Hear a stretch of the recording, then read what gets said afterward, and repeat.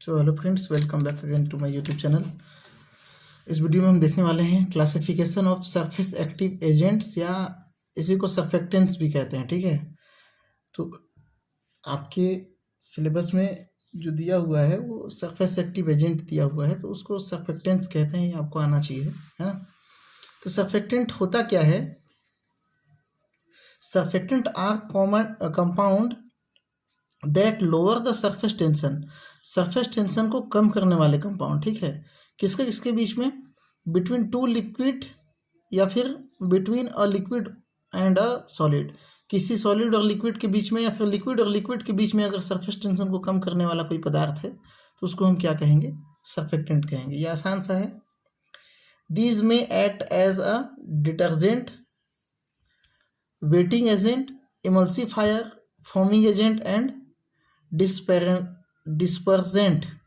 मतलब ये इस तरह से डिटर्जेंट की तरह, वेटिंग एजेंट की तरह, एमल्सिफायर की तरह काम करते हैं। ठीक है, एग्जाम्पल के लिए सोप है। सोप साबुन जानते हो, जो कि फैटी एसिड का साल्ट होता है ना।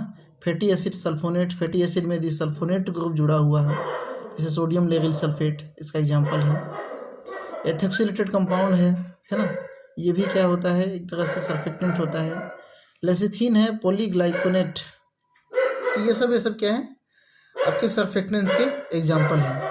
ठीक है, सर्फेक्टेंट जनरली क्या होते हैं? ऑर्गेनिक कंपाउंड होते हैं जो कि एम्फीफिलिक नेचर के होते हैं। एम्फीफिलिक नेचर कहने का मतलब क्या है?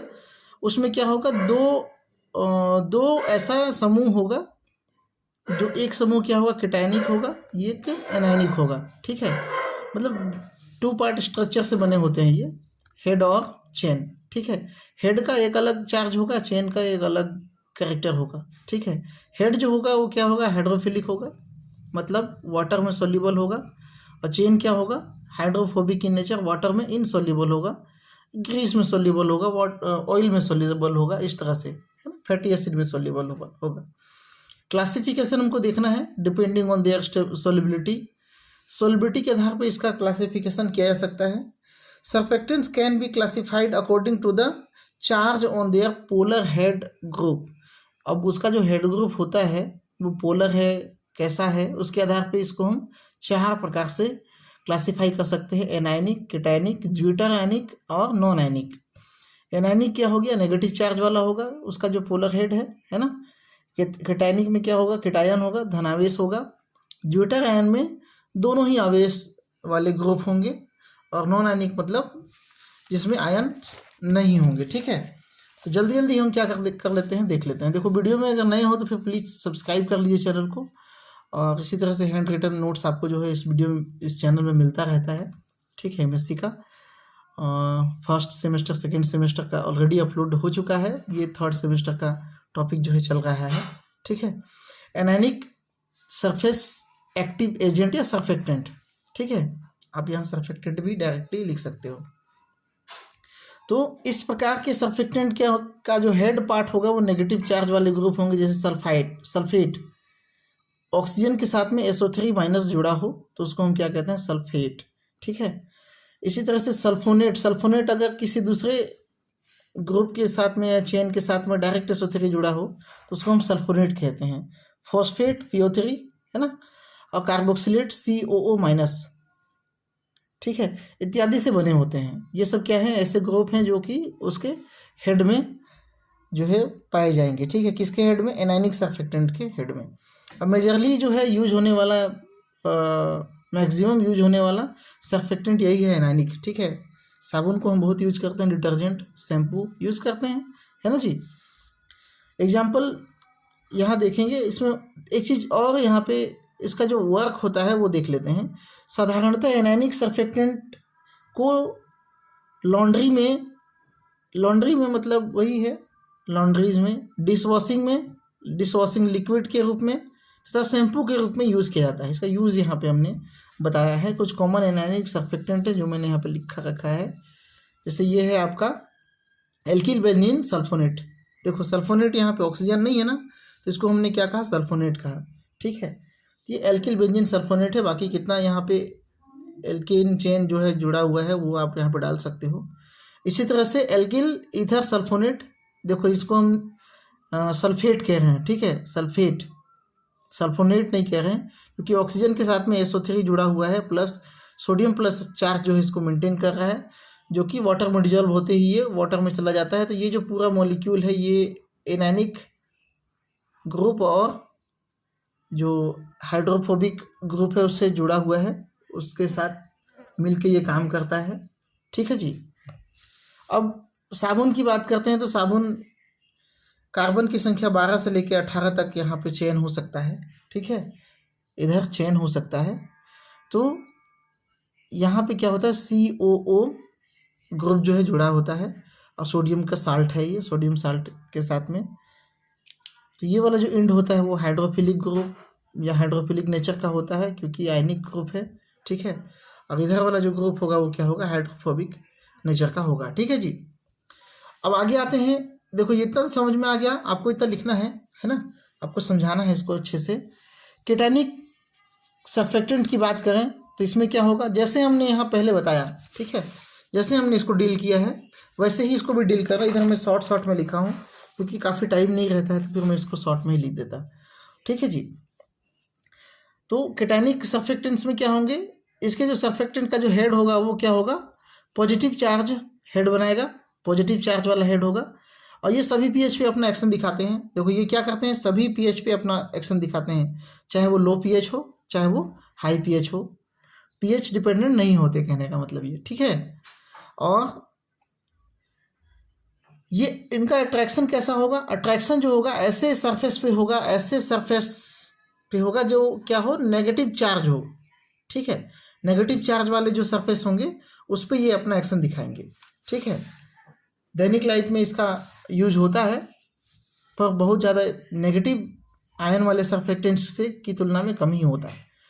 इसका सबसे बेस्ट एग्जांपल है quaternary ammonium compound. Quaternary ammonium compound में क्या होगा, सोडियम, जैसे नाइट्रोजन में हम देखते हैं नाइट्रोजन की बॉन्डिंग क्षमता क्या होती है, 3 होती है, ठीक है। लेकिन अगर कहीं इसमें 4 बंद बन गया तो नाइट्रोजन में क्या आ जाएगा, केटायन आ जाएगा, ठीक है। इधर इस केटायन को मेंटेन करने के लिए क्लोरीन हो सकता है, इस तरह से, है ना, क्लोराइड हो सकता है या मोनोसल्फेट हो सकता है, मोनोसल्फाइड हो सकता है, सॉरी मेथोसल्फेट, ये क्या है, मेथोसल्फेट, ठीक है जी। अब इधर एल्किल ग्रुप जो है जुड़ा रहता है, R1 R2 R3 आप दर्शा सकते हो। ये इसका यूज़ कहाँ कहाँ होता है, हाइड्रोफोबिक एजेंट की तरह होता है, मतलब हाइड्रोफोबिक मतलब किसी लिपिड में सोल्यूबल होने के लिए, या वाटर को छोड़ के बाकी किसी दूसरे ऐसे जो फैटी एसिड है या फिर ऑयल है, ग्रीस है, उसमें सोल्यूबल करने के लिए, और उनको जल में विलय करने के लिए, मतलब हाइड्रोट्रॉप्स की तरह भी बिहेव करता है ये, है ना, हाइड्रोट्रॉप्स की तरह बिहेव करता है। एंटीस्टैटिक होता है, मतलब आयंस को स्थिर रखने वाला। और सॉफ्टिंग एजेंट किसके लिए, फाइबर्स, जैसे कपड़ों को सॉफ्ट बनाने के लिए, ठीक है, कपड़ों को सॉफ्ट बनाने के लिए हम इसका यूज़ करते हैं। इसका एग्जांपल है यहाँ पे, है ना, मेथिल क्वार्ट्स। देखो ये क्वाटरनरी साल्ट है, इसलिए यहाँ पे हम क्या कर दिए हैं, क्वार्ट्स लिखे हैं। क्लोराइड अगर जुड़ा होगा ये इसके साथ में यहाँ पे तो क्लोराइड हो गया। इधर यहाँ पे क्या होगा, CH3 होगा, उसको हम दर्शा सकते हो, कोई दिक्कत नहीं है। और यहाँ पे क्या है, मेथोसल्फोनेट, अगर इसको यूज़ करते हैं तो क्या हो जाएगा, मेथोसल्फोनेट सल्फेट। इसी तरह से यह और दूसरा एग्जांपल है, नाइट्रोजन में पॉजिटिव चार्ज, साथ में यहाँ पे एथिल ग्रुप जुड़ा हुआ है, एक CH3, यहाँ पे CH2 CH3, ठीक है। एथिल क्वार्ट्स एथोसल्फेट इसका नाम है, ठीक है। इसी तरह से बेंजिल क्वार्ट्स क्या होगा, बेंजीन के साथ में जो है अमोनियम साल्ट जो है जुड़ा होगा। इसी तरह से यहाँ पे है एपीक्लोरोहाइड्रिन क्वार्ट्स। ये जो पूरा पार्ट्स है वो क्लोरोहाइड्रिन, हाँ, यहाँ से क्लोरीन को भी लेते हुए क्लोरोहाइड्रिन का पार्ट्स होता है। तो इस तरह से इसका एग्जांपल जो है आप दोगे, आपको बस यही एग्जांपल से याद रखने हैं। अब केटायनिक एनायनिक तो बना ही लोगे, ठीक है। उसका हेड जो होगा वो केटायन होगा, टेल जो होगा वो जैसा भी होगा, है ना। और केटायनिक पार्ट में देखेंगे तो केटायन। अब आते हैं next, zwitter ion. Zwitter ion का मतलब होता है जिसमें दोनों आयन मौजूद हो, ठीक है, कोई बहुत बड़ी बात नहीं है। इसका जो हेड वाला पार्ट होगा उसमें क्या होगा, 2 अपोजिट चार्ज वाले ग्रुप जो है जुड़े होंगे, ठीक है। 2 अपोजिट चार्ज वाले ग्रुप जो है जुड़े होंगे, पूरा दिख नहीं रहा है ना। और केटायनिक और एनायनिक पार्ट होंगे। केटायनिक पार्ट में क्या हो सकता है, primary, secondary, tertiary, quaternary ammonium cation हो सकता है। प्राइमरी होगा मतलब एक आर ग्रुप जुड़ा होगा, सेकेंडरी में क्या होगा, 2 आर ग्रुप जुड़ा होगा, टर्सरी में 3 और क्वाटरनरी में 4। ठीक है, तो ये चारों हो सकते हैं। एनायनिक पार्ट में क्या होगा, बहुत सारे वेरिएबल्स, बहुत तरह के ग्रुप्स होंगे इसमें, जिसमें क्या इंक्लूड होगा, सल्फोनेट भी इंक्लूड कर सकते हो आप। ठीक है, तो ये इसका एग्जांपल है क्या, बीटेन्स। ठीक है, एम्फोसीट्स, तो ये एग्जांपल है। इसमें क्या होता है, केटायनिक और एनायनिक पार्ट दोनों मिलते हैं। जैसे ये आपका एक एग्जांपल हमने लिया यहाँ पे, ये आपका एमिनो एसिड का सबसे छोटा यूनिट है समझ लो। ठीक है, जिसमें एक तरफ क्या, एमिनो एसिड तो नहीं कह सकते, यहाँ पे NH2 नहीं है ना, यहाँ पे NH3 है, मतलब ये क्वाटरनरी नाइट्रोजन है। ठीक है, 3 हाइड्रोजन यहाँ जुड़ा है, 1 बॉन्ड यहाँ जुड़ा हुआ है, इसमें पॉजिटिव चार्ज आएगा। साथ में यहाँ पे COO नेगेटिव चार्ज जुड़ा है और प्रोटॉन जुड़ा हुआ है। ये जो कंडीशन होता है वो लो pH में होता है। लो pH में प्रोटॉन क्या होगा, इसके पास होगा, लेकिन हाई pH में क्या होगा, प्रोटॉन यहाँ से अलग हो जाएगा और यहाँ पे क्या दे देगा, COO negative charge, free charge जो है आपको देगा। ठीक है, तो इस तरह से लो प्रेशर और हाई प्रेशर में इसका स्ट्रक्चर जो है अलग अलग तरीके से बिहेव करता है ड्यू टू द प्रोटॉन, है ना, प्रोटॉन के एक्सचेंज होने के कारण। ठीक है, ये कह सकते हो pH डिपेंडेंट होता है जरूर, है ना। ब्यूटारायनिक सर्फेक्टेंस जो होगा वो क्या होगा, pH डिपेंडेंट होगा। ठीक है जी। अब अगला आता है लास्ट जो है हमारा एक और काफ़ी इम्पोर्टेंट, नॉन आयनिक। देखो यहाँ पे नॉन आयनिक में सबसे इम्पोर्टेंट बात क्या हो जाती है कि इसमें कोई चार्ज नहीं होता। इसका जो हेड ग्रुप होता है वो इस तरह से बना होता है, इसमें कोई चार्ज नहीं होता, है ना। तो फिर ये बॉन्ड कैसे बनाएगा, बंधेगा कैसे। दरअसल इसके हेड में क्या होता है, कोवलेंटली बॉन्डेड ऑक्सीजन एटम होता है। ऑक्सीजन इलेक्ट्रोनेगेटिव एटम है ना, जो क्या बनाता है, ऑक्सीजन एटम होता है। और ये ऑक्सीजन एटम किससे जुड़ा होता है, कंटेनिंग ये हाइड्रोफोबिक ग्रुप से जुड़ा होता है। ठीक है, यहाँ पे हाइड्रोफिक लिखा गया है, हाइड्रोफोबिक ग्रुप से भी जुड़ा होगा और ऑक्सीजन से भी जुड़ा होगा, ऑक्सीजन ही जुड़ा रहता है इससे। अब होता क्या है कि ऑक्सीजन जो है, देखो मान के चलो यहाँ पे ऑक्सीजन है, इधर कोई ग्रुप जुड़ा होगा, है ना, इधर भी कोई ग्रुप जुड़ा होगा, H ही जुड़ा है सपोज। तो यहाँ पे ऑक्सीजन इलेक्ट्रोनेगेटिव होने की वजह से ये स्लाइटली नेगेटिव चार्ज और ये स्लाइटली पॉजिटिव चार्ज टूट के अलग नहीं होंगे ये, है ना। केटायनिक एनायनिक क्या हो थे, टूट के अलग हो जा रहे थे, यहाँ पे क्या होगा, ये टूट के अलग नहीं होगा। लेकिन ये क्या कर सकता है, किसी दूसरे मॉलिक्यूल के साथ में हाइड्रोजन बॉन्ड तो बना सकता है। अच्छा हाँ, ऑक्सीजन जो होगा वो हाइड्रोफिलिक ग्रुप बनाएगा, जो कि किससे रहेगा, हाइड्रोफोबिक पेरेंट स्ट्रक्चर से जुड़ा रहता है ना। यहाँ पे हाइड्रोफिलिक ग्रुप्स बनाता है कौन, ऑक्सीजन। अब वो जुड़ा किससे रहता है, हाइड्रोफोबिक पेरेंट स्ट्रक्चर से जुड़ा रहता है। तो वही बात है ना।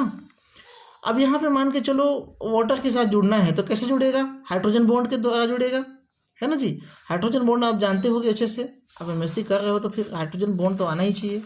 ठीक है, तो हाइड्रोजन बॉन्ड के थ्रू जुड़ता है कौन, नॉन आयनिक सर्फेक्टेंट। ठीक है जी, नॉन आयनिक सर्फेक्टेंट में कोई आयनिक बॉन्ड नहीं बनता, जैसे ब्यूटारायन में बन रहा था, केटायन में बन रहा था, एनायन में बन रहा था, एनायनिक सर्फेक्टेंट में बन रहा था। यहाँ पे ये क्या कर रहे हैं, केवल हाइड्रोजन बॉन्ड से जो है आप अटैच हो रहे हैं। और जो लिपिड और ऑयल में जो हाइड्रोफोबिक ग्रुप है उसमें तो आयन होते ही नहीं है, वो तो क्या होता है, सोल्यूबल होता ही है ना, एज लाइक एज, क्योंकि हाइड्रोफोबिक ग्रुप जो होगा वो खुद ही एक तरह से ऑयल का ही पार्ट होता है। ठीक है, अब इस प्रकार के सर्फेक्टेंट्स में कुछ स्पेशल प्रॉपर्टी होती है। नॉन आयनिक इंपॉर्टेंट क्यों हो जाता है, क्योंकि इसमें इफेक्टिवनेस होता है, एफिशिएंसी भी होती है ना। इफेक्टिवनेस मतलब ये काफ़ी इफेक्टिव होते हैं, और एफिशिएंसी मतलब ये आसानी से उपलब्ध भी हो सकते हैं। ठीक है, मिनिमम टॉक्सिसिटी, इसकी टॉक्सिसिटी बहुत ही कम होती है, और ये बायोडिग्रेडेबल भी होते हैं। तो ये काफ़ी इंपॉर्टेंट हो जाता है, मतलब हम इसको फूड आइटम में यूज़ कर सकते हैं। फूड आइटम में अगर मान के चलो किसी फूड आइटम कॉलाइड्स के रूप में हम ले रहे हैं, मिसेल के रूप में ले रहे हैं, तो उसमें हम इसको मिसेल फॉर्मेशन के लिए हम नॉन आयनिक सर्फेक्टेंट वहाँ पे यूज़ कर सकते हैं। ठीक है, तो क्या होता है, इसको ये टॉक्सिसिटी क्यों नहीं दिखाता है, क्योंकि they do not dissociate into ion in aqueous solution. ये एक्वस सॉल्यूशन में डिसोसिएट नहीं होते। ठीक है, डिसोसिएट नहीं होते, इसका मतलब ये क्या है भाई, टॉक्सिक भी नहीं होगा, कोई बॉडी के ऐसे कोई केमिकल रिएक्शन को डिस्टर्ब भी नहीं करेगा। ठीक है जी, तो इसका एग्जांपल देख लेते हैं।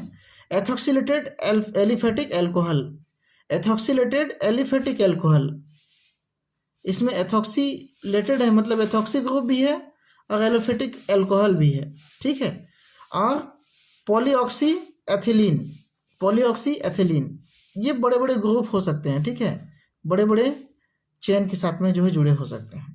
ठीक, तो जो चेन होगा हाइड्रोकार्बन चेन होगा, वो हाइड्रोकार्बन से सोल्यूबल होगा, ये क्या करेगा, वाटर से सोल्यूबल होगा, इसमें कोई चार्ज नहीं होता, इसलिए इसको नॉन आयनिक सर्फेक्टेंट कहा जाता है। ठीक है, तो आई होप आपको समझ में आया होगा, कोई डिफिकल्ट टॉपिक तो है नहीं, है ना। बस जैसा नाम है वैसे आपको डील करना है, बस एग्जाम्पल्स आप याद कर लो, आपसे ये बनने लगेगा। ठीक है, एक बार रिपीट कर लो वीडियो को, कुछ दिन बाद और देख लेना, नोट्स बना लो, आप नोट्स तो बनाया है, आप नोट्स बना लो, कहीं कहीं पे जो नहीं लिखा हूँ वो चीज़ आप लिख लेना, जिस जो चीज़ आप सुने हो। ठीक है, तो चैनल में बने रहने के लिए बहुत बहुत धन्यवाद। वीडियो पसंद आया होगा तो लाइक कर दीजिएगा, ठीक है, और नहीं हो तो सब्सक्राइब कर दीजिएगा। Thank you.